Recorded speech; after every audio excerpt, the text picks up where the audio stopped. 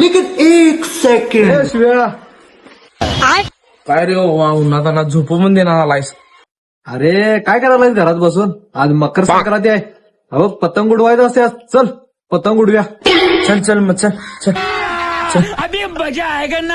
बसलास?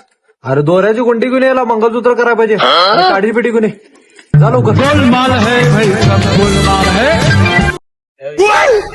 हे आणि काय बेटी अबे साले अरे ही वय कशी तुरी याला पतंग नाही फुरेल.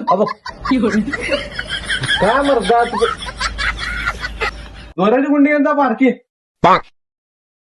हेच दरा ना मग. हा ह्योच ह्योच. अरे ना. हे धर. हे ढोल पाड. याला उद्याच्या भारत्या